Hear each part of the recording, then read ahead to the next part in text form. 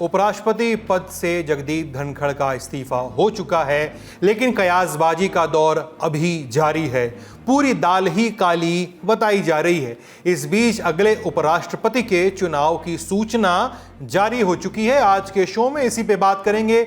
धनखड़ के इस्तीफे पर विपक्ष अब किस साजिश की बात कर रहा है, सत्ता पक्ष के हाई प्रोफाइल चेहरे क्यों चुप हैं, और भारत के अगले उपराष्ट्रपति पद की रेस में नीतीश, राजनाथ और नड्डा के अलावा कुछ और नाम कौन से हैं, इनके बारे में भी विस्तार से बात करेंगे। कुछ नाम चौंकाने वाले भी हो सकते हैं। बात चुनाव की है तो इस बार मामला नज़दीकी होने जा रहा है। विपक्ष ने कमर कस ली है, नंबर्स के सहारे भी वो सब समझाएंगे और उपराष्ट्रपति पद की चुनाव प्रक्रिया पर भी छोटा सा एक्सप्लेनर आपको देंगे। जस्टिस यशवंत वर्मा पर महाभियोग प्रस्ताव के बीच वो चुप भी नहीं बैठे हुए हैं। क्या कर रहे हैं वो जानेंगे, और जानेंगे कि पीएम मोदी ब्रिटेन दौरे पर गए हैं तो देश के लिए कौन सी अच्छी खबर आ सकती है। बात एक सांसद के बेटे की भी होगी। अपहरण और हरासमेंट के मामले में जो कानून के शिकंजे में था, उसके हाथ से कानून से जुड़ा हुआ पद उसके हाथ में रख दिया गया है। नमस्ते, हाँ मैं सिद्धांत और आप देखना शुरू कर चुके हैं Lallan top show. Brought to you by Mrs. Bector's Sensodyne K and Bajaj Freedom. Mrs. Bector's Cremica coconut cookies. आज चाय के साथ क्रेमिका कोकोनट हो जाए। संसद का मानसून सत्र चल रहा है, पानी बरस रहा है और बरस रहे हैं सवाल जगदीप धनखड़ के इस्तीफे पे। जब आप ये शो देख रहे हैं तब तक धनखड़ के इस्तीफे को 2 दिन का समय हो चुका है। प्रधानमंत्री नरेंद्र मोदी को छोड़कर केंद्र सरकार के हाई प्रोफाइल चेहरों ने अभी तक कोई प्रतिक्रिया नहीं दी है। जो बीजेपी नेता बयान दे भी रहे हैं वो भी नाप तौल कर बोल रहे हैं। इधर इस्तीफे पर आ रही सूत्रनुमा जानकारियों से विपक्ष संतुष्ट नहीं है। अभी भी कह रहा है विपक्ष की दाल में कुछ काला है। सरकार जवाब देना चाहिए, वो क्यों रिजाइन करे, कारण क्या है, इसके पीछे क्या राज है। हमको तो ऐसा दिख रहा है कि दाल में कुछ काला है, नहीं तो उनका हेल्थ भी ठीक है और वो अच्छे हमेशा अपनी वोकैबुलरी को ठीक रखते हैं। उपराष्ट्रपति के तौर पर जगदीप धनखड़ के खिलाफ भारतीय लोकतांत्रिक इतिहास का पहला महाभियोग प्रस्ताव लाने वाला विपक्ष अब उनके साथ सहानुभूति जताता दिख रहा है। राष्ट्रीय जनता दल के वरिष्ठ नेता और राज्यसभा सांसद मनोज झा के इस एक्स पोस्ट पे नजर डालिए। झा लिखते हैं कि भूतपूर्व उपराष्ट्रपति और राज्यसभा के सभापति जगदीप धनखड़ की कार्यशैली से हम में से ज़्यादातर लोग असहज महसूस करते थे।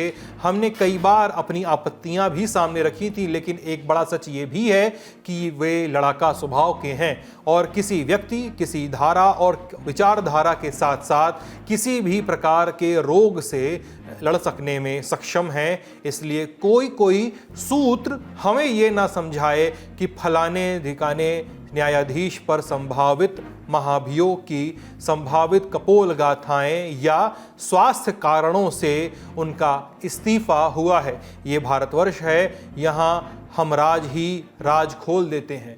बस कितना वक्त और कौन सा वक्त, यही सवाल है। विपक्षी नेताओं ने यह भी आरोप लगाए हैं कि धनखड़ को धमकी देकर इस्तीफा दिलवाया गया है। इसमें कोई संदेह नहीं है कि जो कारण दिया गया है उनके पत्र में वो सही नहीं हो सकता, न है। तीसरा, ये दिखाता है, दर्शाता है कितना प्रभावशाली तरीके से माइक्रो मैनेज करती है ये सरकार। थोड़ा सा भी लाइन के बाहर जाने से ये परिणाम आता है, क्योंकि जस्टिस वर्मा के विषय में अगर गलत भी किया भूतपूर्व उपराष्ट्रपति में, मुझे लगता नहीं कि इतनी बड़ी बात थी कि इनको उनसे इस्तीफा लेना आवश्यक हो गया। लेकिन निश्चित रूप से इस्तीफा मांगा गया है, लिया गया है और तुरंत लिया गया है। इसमें कोई दो राय नहीं है। जिस तरीके से यह मामला दिखाया जा रहा है वो मामला ऐसा लग नहीं रहा। सारा दिन वो हाउस में रहे हैं, कहीं ऐसा लगा नहीं वो बहुत कोई बीमार है। इमीडिएटली शाम को वो रिजाइन कर देते हैं। और जिस तरीके से प्रतिक्रिया देश के प्रधानमंत्री जी की बेरुखी वाली आई है, तो ऐसा लगता है कि दाल में कुछ काला है। और किसी भी भाजपा के नेता ने उनको सत्कार से कोई विदायगी वाले शब्द नहीं लिखे। विपक्ष से इतर सोशल मीडिया पर भी कयासबाजियां जारी हैं। तरह तरह की थियरीज अभी भी तैर रही हैं। जस्टिस यशवंत वर्मा के खिलाफ महाभियोग वाली थ्योरी पर जोर पड़ रहा है। इस बीच ये बातें भी हो रही हैं कि जगदीप धनखड़ को एक विस्तृत बयान जारी करना चाहिए। बात विस्तृत बयान की हो रही है तो एक बयान या कहें ऐलान चुनाव आयोग की तरफ से भी आया है।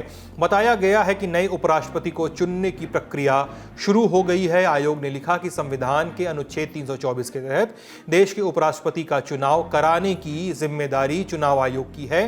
Presidential and vice presidential elections act 1952 के तहत ये प्रक्रिया चलती है। इस क्रम में चुनाव आयोग ने उपराष्ट्रपति पद का चुनाव कराने की तैयारियां शुरू कर दी हैं। चुनाव आयोग ने आगे लिखा कि जैसे ही तैयारियां पूरी हो जाएंगी वैसे ही तारीखों की घोषणा कर दी जाएगी। तारीखों की घोषणा से पहले कुछ अहम तैयारियां भी की जा चुकी हैं। मसलन राज्यसभा और लोकसभा के सदस्यों के इलेक्टोरल कॉलेज की तैयारी, रिटर्निंग ऑफिसर और असिस्टेंट रिटर्निंग ऑफिसर को अंतिम रूप देना और पिछले उपराष्ट्रपति चुनावों पर बैकग्राउंड मटेरियल तैयार करना।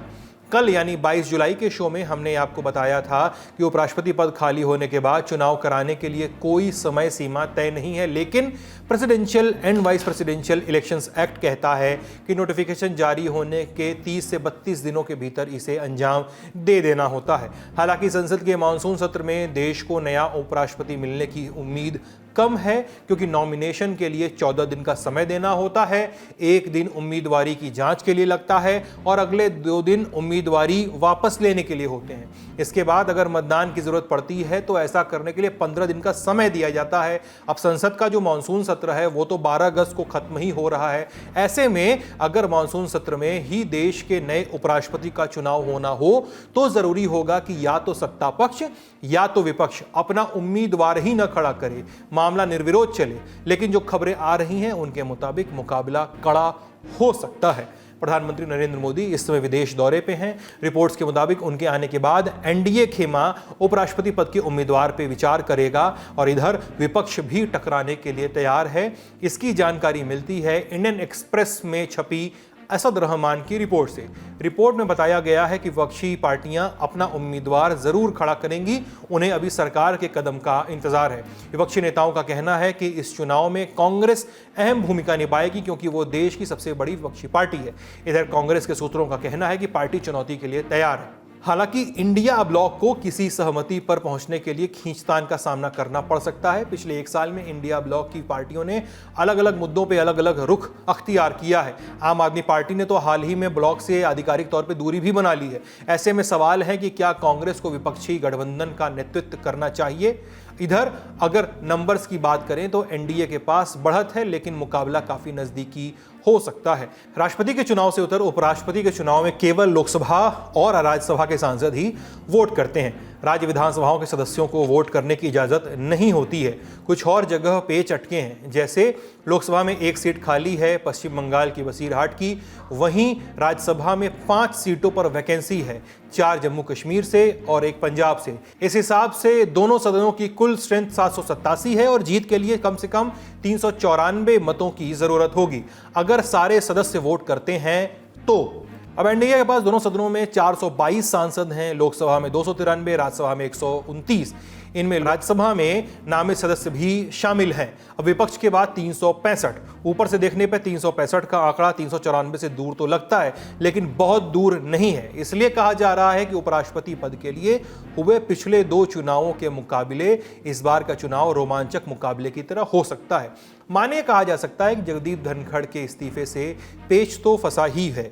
2017 के चुनाव में एनडीए के उम्मीदवार वेंकैया नायडू को गोपाल कृष्ण गांधी के मुकाबले 272 मतों से जीत मिली थी। फिर 2022 के चुनाव में एनडीए के जगदीप धनखड़ को विपक्षी उम्मीदवार मार्गरेट अल्वा के मुकाबले 346 वोटों के अंतर से जीत मिली थी। हालांकि इस चुनाव में टीएमसी ने यह कह के दूरी बना ली थी कि अल्वा की उम्मीदवारी के लिए कांग्रेस ने उनसे सलाह नहीं ली थी। अब चुनाव की बात हो रही है तो चेहरों की भी बात कर लेते हैं। अगले उपराष्ट्रपति के लिए नीतीश कुमार, जेपी नड्डा और राजनाथ सिंह के नाम तो चल रहे हैं, ये तो सोशल मीडिया पर भी आप देख रहे होंगे। अब इस लिस्ट में कुछ और लोगों का नाम आ गया है, मसलन शिवराज सिंह चौहान, रविशंकर प्रसाद, हरिवंश नारायण सिंह, आरिफ मोहम्मद खान और शशि थरूर। एक एक करके इन लोगों की बात कर लेते हैं। शिवराज सिंह चौहान 70 के दशक में ABVP से छात्र राजनीति की शुरुआत की थी। बीजेपी के पुराने चेहरों में से एक, लंबे समय तक मध्य प्रदेश के मुख्यमंत्री और मामा रहे। संघ परिवार की विचारधारा में रचे पगे हैं। उनकी संतुलित छवि राज्यसभा के सभापति के तौर पर उनका काम आसान कर देगी। OBC समुदाय से आने वाले शिवराज जातिगत समीकरणों के हिसाब से भी फिट बैठते हैं और हिंदी पट्टी में जाना पहचाना चेहरा हैं। रविशंकर प्रसाद, बिहार से आने वाले रविशंकर प्रसाद बीजेपी के पुराने नेता हैं। केंद्र में कई सारी भूमिकाएं निभा चुके हैं। विपक्ष की लंबी राजनीति करने की वजह से विपक्षी नेताओं से अच्छे संबंध हैं। उनकी उम्मीदवारी बिहार चुनाव पर भी असर डाल सकती है। हरिवंश नारायण सिंह फिलवक्त राज्यसभा में उपसभापति हैं। उपराष्ट्रपति पद के लिए उनका नाम एक मजबूत दावेदार के तौर पे सामने आ सकता है। JDU और NDA में उनकी स्थिति और उनकी दावेदारी को और मजबूत बनाती है।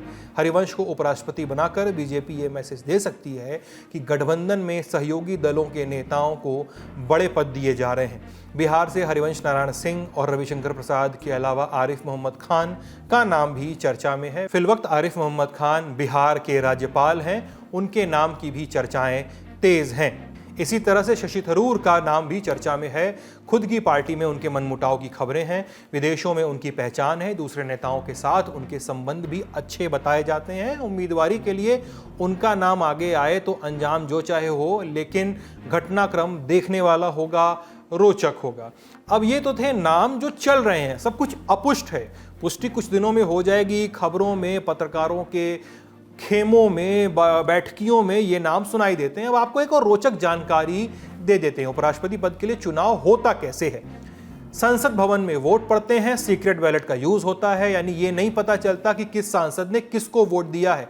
चुनाव के लिए प्रोपोर्शनल रिप्रेजेंटेशन सिस्टम यानी आनुपातिक प्रतिनिधित्व वाली व्यवस्था का इस्तेमाल होता है। आसान भाषा में समझाते हैं आपको। मान लीजिए कि चुनाव के लिए 3 उम्मीदवार खड़े हैं। चुनाव के लिए हर सांसद अपनी पर्ची में तीनों उम्मीदवारों को रैंक करेगा, यानी ये बताएगा कि फला उम्मीदवार उसे पहले नंबर पे पसंद है, फला दूसरे और इसी तरह से तीसरे नंबर पे। अब पहले राउंड की वोटिंग में अगर किसी उम्मीदवार को पहली रेफरेंस वाले आधे से ज़्यादा वोट मिल जाते हैं तो उसे विजयी घोषित कर दिया जाता है। अगर किसी भी उम्मीदवार को आधे से ज़्यादा वोट न मिले तो पहली प्राथमिकता वाले सबसे कम वोट पाने वाले उम्मीदवार को रेस से हटा दिया जाता है। अब हटाए गए उम्मीदवार के वोट चेक किए जाते हैं। यह देखा जाता है कि जिन सांसदों ने इस उम्मीदवार को अपनी पहली प्राथमिकता वाला वोट दिया, उनकी प्राथमिकता वाली लिस्ट में दूसरी प्राथमिकता पे कौन उम्मीदवार था। पुष्टि के बाद इन सांसदों के वोट उस उम्मीदवार के कोटे में ट्रांसफर कर दिए जाते हैं।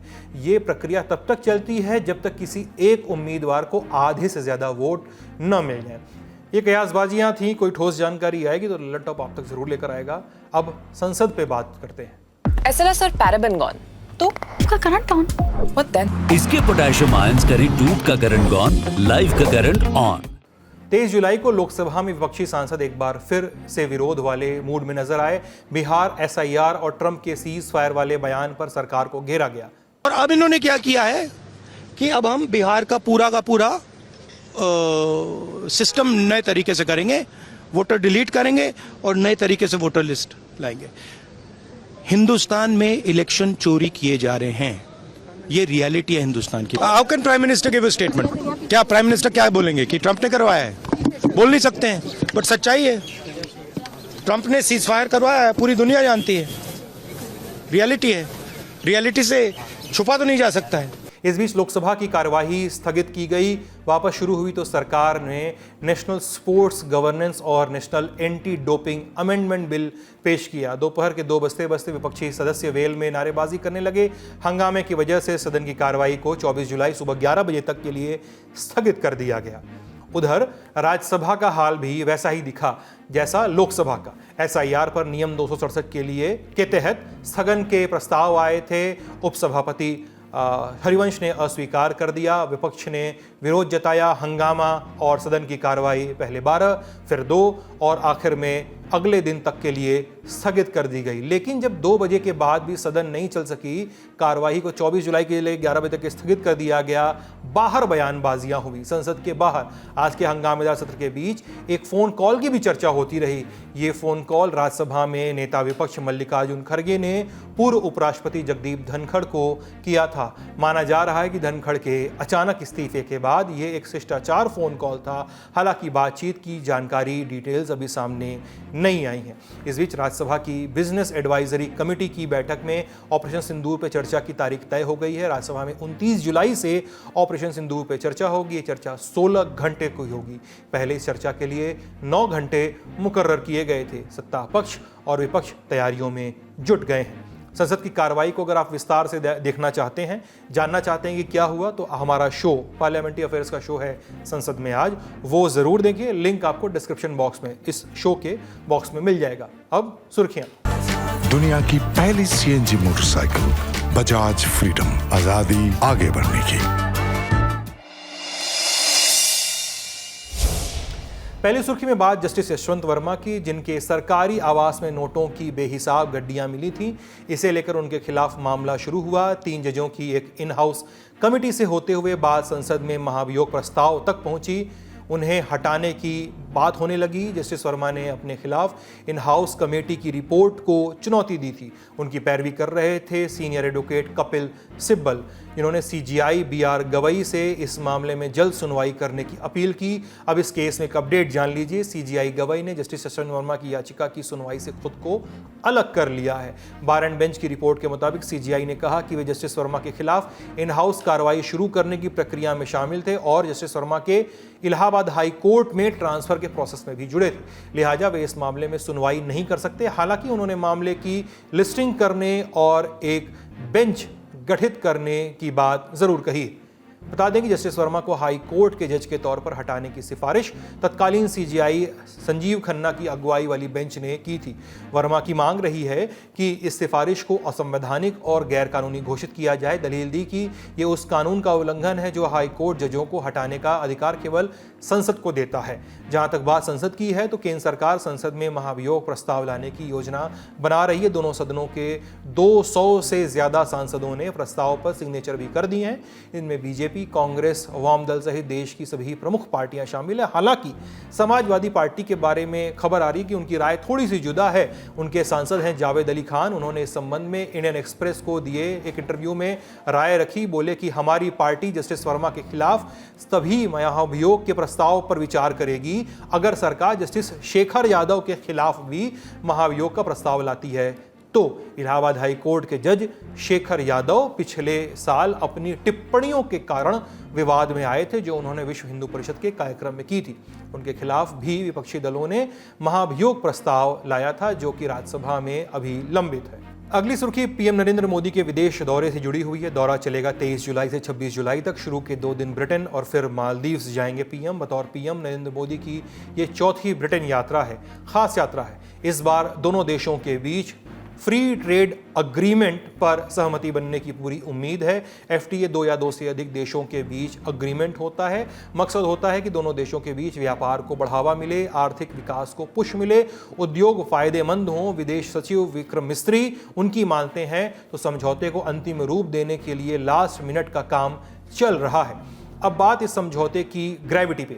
इंडिया टुडे की रिपोर्ट के मुताबिक समझौता 3 साल की मुश्किल बातचीत के बाद हो रहा है। ब्रिटेन इसे ब्रेक्जिट के बाद अपनी सबसे बड़ी व्यापारिक जीत मानकर चल रहा है। वहीं समझौते से भारत का फायदा ये होगा कि निर्यात आसान हो जाएगा, एक्सपोर्ट। अब यात्रा की हाइलाइट्स में ब्रिटेन के राजा किंग चार्ल्स III से पीएम की मुलाकात भी है। ब्रिटिश प्रधानमंत्री की स्टॉमर से भी उनको पीएम को मुलाकात करनी है। आधिकारिक ग्रामीण आवास चेकर्स में मेहमान के तौर पर पीएम मोदी जाएंगे, जहां पे उनसे मुलाकात होगी। सुरक्षा का भी खास इंतजाम किया गया है। खबरें बताती हैं कि पीएम नरेंद्र मोदी की इस विजिट में खालिस्तान, चरमपंथी एक्टिविस्टों, आतंकवादियों, उनके बारे में और देश से भागे हुए नीरव मोदी, विजय माल्या, इन सब के वापसी का मुद्दा भी उठाया जा सकता है। ब्रिटेन के बाद प्रधानमंत्री नरेंद्र मोदी मालदीव जाएंगे, जहां वे 25 और 26 जुलाई को मालदीव के स्वतंत्रता दिवस समारोह में मुख्य अतिथि के तौर पे शामिल होंगे। अपने दौरे पर पीएम मोदी मालदीव के राष्ट्रपति मोहम्मद मुइज़्ज़ू के साथ बातचीत करेंगे। भारत के कोलैबोरेशन से शुरू कई डेवलपमेंट प्रोजेक्ट्स का उद्घाटन भी करेंगे। ये यात्रा मुइज़्ज़ू के नवंबर 2023 में राष्ट्रपति बनने के बाद किसी विदेशी नेता की पहली राजकीय यात्रा होगी। अगली सुर्खी मिंत्रा से जुड़ी है। इन्फोर्समेंट डायरेक्टरेट यानी ईडी ने मिंत्रा डिजाइन्स प्राइवेट लिमिटेड और उसकी सहयोगी कंपनियों पर फॉरेन एक्सचेंज मैनेजमेंट एक्ट यानी फेमा के उल्लंघन के तहत नोटिस जारी किया है, शो कॉज नोटिस। मामला करीब 1654 करोड़ रुपए के विदेशी मुद्रा के एक इंपोर्ट के, उसके सामान के इंपोर्ट के उल्लंघन से जुड़ा है। फेमा भारत में होने वाले व्यापार पर नजर बनाए रखने के लिए एक कानून है जिसे साल 1999 में लाया गया था। मकसद इस बात का की निगरानी करना कि कोई भी कंपनी या व्यक्ति विदेशी पैसों का गलत इस्तेमाल न करे, फॉरेन एक्सचेंज को या विदेशी पैसों को देश में गलत तरीके से न आने दे, एफडीआई की सुरक्षा करना, फॉरेन एक्सचेंजेस के इंडिया में व्यापार की रक्षा करना, इस सब को ध्यान में रखते हुए फेमा की नींव रखी गई थी। ईडी के नोटिस के मुताबिक मिंत्रा को एफडीआई के लिए जो लाइसेंस मिला था वो थोक का मिला हुआ था, लेकिन ये फायदा मिंत्रा ने आम उपभोक्ताओं तक पहुंचाया जो नहीं करना चाहिए था। इसके लिए मिंत्रा ने अपनी सहयोगी कंपनियों, जिसका एक का नाम वेक्टर है, उसकी मदद ली, अपना सारा सामान वेक्टर को दिया और वेक्टर ने मिंत्रा के नियम शर्तों पे पूरा सामान आम उपभोक्ताओं को बेचा। ये केस है। मिंत्रा का रिस्पांस नहीं आया है। मिंत्रा का रिस्पांस आएगा तो हम आप तक जरूर लेकर आएंगे। अभी फिलहाल इस सुर्खी में इतना ही। आज के ललन टॉप शो में इतना ही। अपना ख्याल रखिएगा, स्वस्थ रहिएगा। बहुत बहुत शुक्रिया।